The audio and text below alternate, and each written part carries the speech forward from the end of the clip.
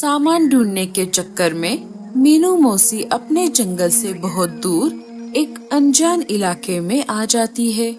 जंगल का ये इलाका घनी झाड़ियों से भरा हुआ था। अरे बाप रे, ये मैं कहाँ आ गई? सामान ढूंढने के चक्कर में मुझे रास्ते का पता ही नहीं चला। अब मुझे यहीं कहीं से सामान लेना होगा। थोड़ी देर इधर उधर खोज करने पर मीनू मौसी को एक जगह पम्पकिन का एक बड़ा सा बेल दिखाई देता है। उस बेल को बहुत सारे पम्पकिन लगे हुए थे। अरे वाह वाह वाह, इतने सारे पम्पकिन! ये पम्पकिन तो बहुत बड़े बड़े हैं। चलो, मेरा काम तो हो गया। मीनू मौसी घर बनाने के लिए उन पम्पकिन में से सबसे ऊपर वाले पम्पकिन को चुन लेती है और काम पर लग जाती है। देखते ही देखते वो उस पम्पकिन को एक शानदार घर में बदल देती है। भूरे और रीमा ने मेरे साथ अच्छा नहीं किया, लेकिन कोई बात नहीं। ऊपर वाला सब देख रहा है। उसके घर देर है, लेकिन अंधेर नहीं। उन्हें उनके किए की सजा जरूर मिलेगी। मीनू मौसी को घर बनाते बनाते रात हो गई थी। मीनू मौसी सो जाती है। उसी दिन रात के समय रेडियो पर एक खबर आ जाती है। नमस्कार, जंगल बडीज न्यूज में आपका स्वागत है। अभी अभी हाथ आए ताज़ा खबरों के अनुसार एक बहुत बड़ा बर्फीला तूफान हमारे जंगल की ओर आ रहा है। तो राजा जी ने आप सबको यह सूचना दी है कि आप अपने अपने घरों में सुरक्षित रहिए। तूफान के थमने तक कोई भी अपने घर से बाहर ना निकले। इसी खबर के साथ हम आपसे विदा लेते हैं। देखते रहिए जंगल बडीज न्यूज। अच्छा हुआ लाडो, हमने समय रहते हमारा घोंसला पक्का कर लिया। मैं आशा करता हूँ कि बाकी सारे पंछियों ने भी अपने अपने घोंसले पक्के कर लिए होंगे। हे ऊपर वाले, हम सब की रक्षा करना। मम्मी, हमें बहुत डर लग रहा है। डरो नहीं बच्चों, मैं हूँ ना तुम्हारे पास। भूरे जी, हमने नया घोंसला तो बना लिया, लेकिन क्या ये तूफान को झेल पाएगा? क्या पता रीमा, अब सब ऊपर वाले के हाथ में है। थोड़ी ही देर में बर्फीला तूफान जंगल में आ जाता है। बहुत सारे पंछियों के घोंसले तूफान की वजह से टूट जाते हैं। उनमें भूरा और रीमा का नया घर भी शामिल था। घोंसला गिरने से पहले भूरा और रीमा घोंसले से बाहर आ जाते हैं और एक पेड़ की डाली पर आकर बैठ जाते हैं। अजी, ये क्या हो गया? हमने तो हमारा नया घोंसला बहुत पक्का बनाया था, फिर भी ये तूफान को नहीं झेल पाया। हमने मीनू मौसी को धोखा दिया, उसी की सजा हमें ऊपर वाले ने दी है। अब चलो यहाँ से, हमें किसी से मदद लेनी होगी। वो दोनों वहाँ से निकलकर सबसे पहले कालू और गोरी के घर के बाहर आ जाते हैं। भूरा घर का दरवाजा खटखटाता है। भैया, भाभी, दरवाजा खोलिए, हम तूफान में फंस गए हैं। अरे, इतने तेज तूफान में ये भूरा और रीमा बाहर क्या कर रहे हैं? भैया, भाभी, दरवाजा खोलिए, हमारा घोंसला टूट गया है। कालू दरवाजा खोलने ही वाला था, तभी गोरी उसे रोक लेती है। कोई जरूरत नहीं है दरवाजा खोलने की। अगर आपने दरवाजा खोल दिया तो तूफान घर में घुस जाएगा और हमारा भी घोंसला टूट जाएगा। लगता है इस तेज तूफान की वजह से भैया और भाभी को मेरी आवाज नहीं आ रही। बहुत देर तक दरवाजा ना खुलने पर वो दोनों वहाँ से निकल जाते हैं। दोनों अपनी जान बचाने के लिए यहाँ वहाँ भटक रहे थे। थोड़ी देर इधर उधर भटकने के बाद उन्हें मीनू मौसी का घर दिख जाता है। वो वहाँ आ जाते हैं। वहाँ आकर उन्होंने देखा मीनू मौसी का घर तो खाली था। अरे, ये मीनू मौसी कहाँ चली गई? अरे जाने दो, हमारी जान बच गई, बस यही काफी है। इधर मीनू मौसी का पम्पकिन का घर घनी झाड़ियों के बीच में होने की वजह से उन्हें तूफान का पता भी नहीं चला। अरे बाप रे, आज तो कुछ ज्यादा ही ठंड लग रही है। लगता है यहीं कहीं आसपास बर्फीला तूफान आ गया है। रात भर तेज तूफान चलता रहा। सुबह हो गई। तूफान अब थम गया था। एक एक करके पंछी अपने अपने घरों से बाहर आने लगे। रीमा, हमें मीनू मौसी को ढूंढना होगा। भूरा सारे पंछियों के पास जाकर सबको सारी बात बता देता है। साथियों, हमें अलग अलग होकर मीनू मौसी को ढूंढना पड़ेगा। सारे अलग अलग होकर मीनू मौसी को ढूंढने लगे।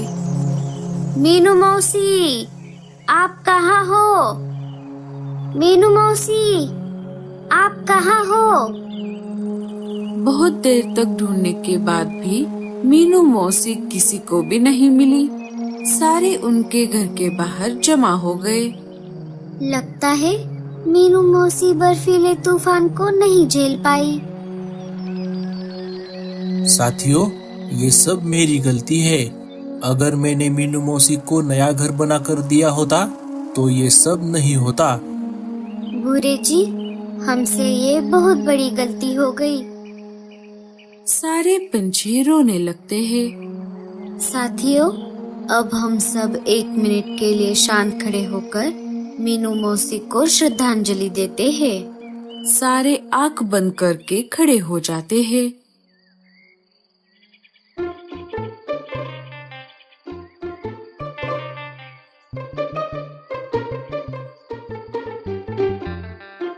अरे क्या हुआ?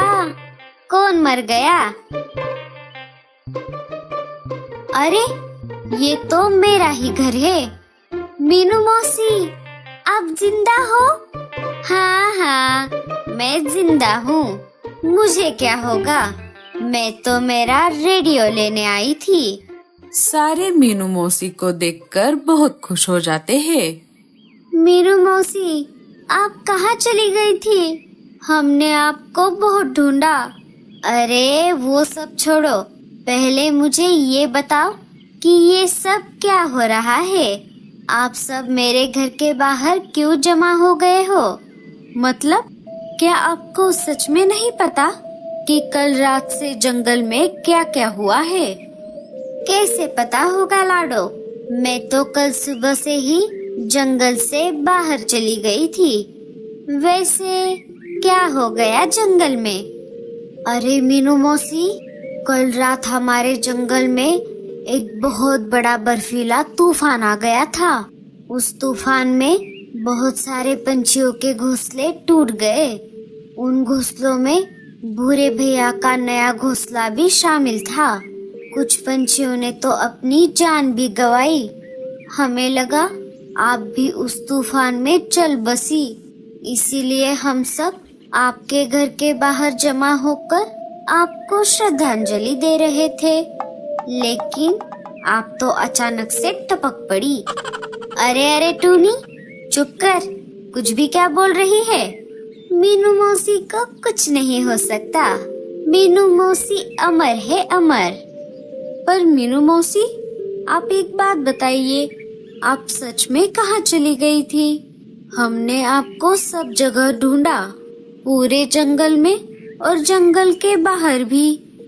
मैं आप सबको शुरू से सारी बात बताती हूँ। मीनू मौसी सबको एक एक करके शुरू से सारी बात बताने लगती है। मुझे शुरू से दाल में कुछ काला लग रहा था, इसीलिए मैंने जाते जाते चुपके से भूरे और रीमा के घर के खिड़की से उन दोनों की बातें सुन ली। तब मेरा शक यकीन में बदल गया। मैं चाहती तो उसी वक्त उन दोनों को रंगे हाथ पकड़कर उनकी शिकायत राजा जी के पास करती, लेकिन मैंने वैसा नहीं किया। मैं चुपचाप वहाँ से चली गई और बाकी सारा ऊपर वाले के हाथ में छोड़ दिया। और देखो, ऊपर वाले ने उन्हें सजा भी दे दी। मीनू मौसी, हमें माफ कर दो, हमसे बहुत बड़ी गलती हो गई। हम बहुत शर्मिंदा हैं मीनू मौसी। लेकिन मीनू मौसी, आपने अभी तक हमें ये नहीं बताया कि आप कहाँ चली गई थी। अरे बताने से क्या होगा, मैं आप सबको उस जगह लेकर चलती हूँ, चलो मेरे साथ। सारे मीनू मौसी के पीछे पीछे निकल पड़ते हैं।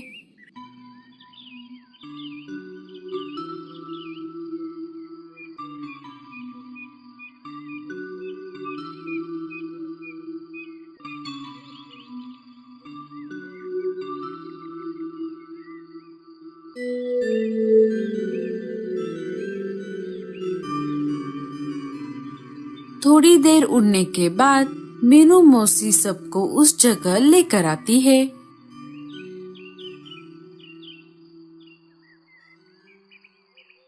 ये देखो दोस्तों, ये है वो जगह।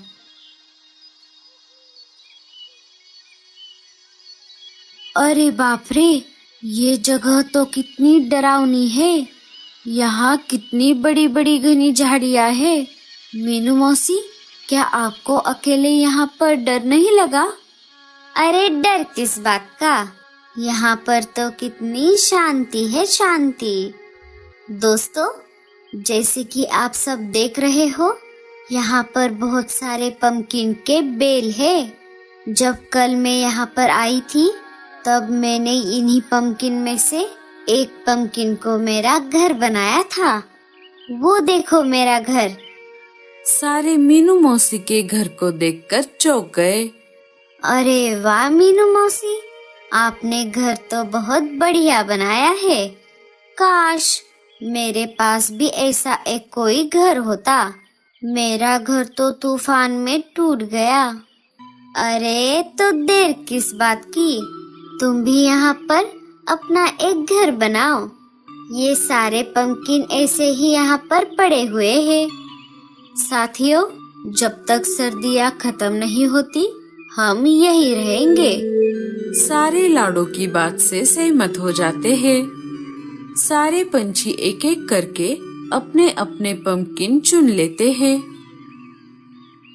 और काम पर लग जाते हैं।